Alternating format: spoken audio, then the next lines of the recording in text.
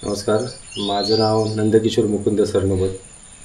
खरं म्हणजे रांगणागडाच्या पायथ्याशी असलेलं हे जे निसर्ग समृद्ध गाव आहे नारूर, इथला मी रहिवासी.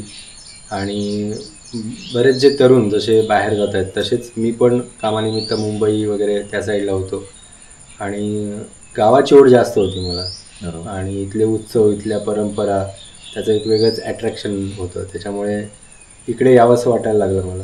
आणि इथे येऊन मग राहून करायचं काय, कारण रोजगार पण खूप महत्त्वाचा आहे. मग त्याच्यामुळे एक चांगला ऑप्शन म्हणून जे ग्रामीण पर्यटन आहे, कृषी पर्यटन आहे, त्याच्याकडे मी बघितलं आणि इको टुरिझमचा डिप्लोमा केला. आणि त्याच्यानंतर आज आमचा जो 100 वर्षापूर्वीचा जुना वाडा आहे तो सरनोबत वाडा म्हणून सगळीकडे फेमस आहे. तर येणारे जे पर्यटक आहेत त्या पर्यटकांना दाखवण्यासाठी तुझ्याकडे काय योजना आहे? आपण म्हणतो की कोकण म्हणजे स्वर्ग आहे. कोकणात बघण्यासारखं बरंच काही आहे.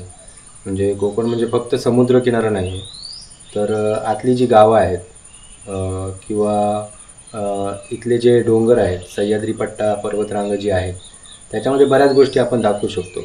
आणि इथल्या लोककला आहेत, इथली खाद्यसंस्कृती आहे, इथल्या रानभाज्या आहेत, इथले बर्ड वॉचिंग तुम्ही करू शकता, स्काय गेजिंग करू शकता.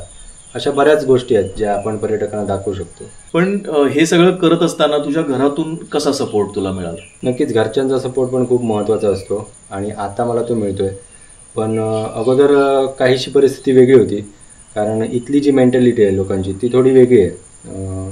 सिंधुदुर्ग म्हटलं तर 100% साक्षर जिल्हा आहे. पण साक्षर झाल्यानंतर, शिक्षण पूर्ण झाल्यानंतर मुलं काय करतात हे कोणाला माहीत नाही. मग कुठेतरी आपले मित्र जात आहेत म्हणून MIDCमध्ये जॉबला जातात, कोण गोव्याला कामाला जातात.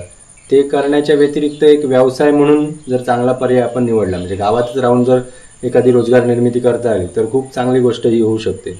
मग एक उदाहरण जर आपण त्यांच्यासमोर ठेवलं की असं असं करता येऊ शकतं, एक बेस मॉडेल जर तयार केलं, तर त्यांच्याकडे बघून तरी निदान लोक बदलतील आणि इथल्या तरुणांना इथल्या इथे रोजगार निर्मिती करता येईल.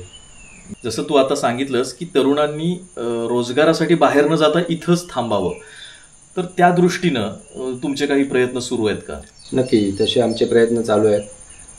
बऱ्याच वेगवेगळ्या संस्था असतात ज्या याच्यासाठी कार्यरत असतात आणि स्वतः आपलं भारत सरकारसुद्धा याच्यासाठी काम करते. आता स्किल इंडिया मिशन हा जो प्रोग्राम आलेला आहे त्याचा मेन उद्देश तोच आहे. कारण गावातली मुलं जर शहराच्या ठिकाणी जास्त गेली तर शहरावरती तो लोड येतो, त्यांना ते फॅसिलिटीज देणं खूप कठीण पडतं. आणि इथली मुलं जी बाहेर जात आहेत ना, हे मग आपली फॅमिली, लग्न, त्यांची मुलं वगैरे तिथे शाळेत सेटल होतात. आणि गावावर त्याचा परिणाम काय होतो की गावातल्या शाळा आता बंद पडत चालल्या.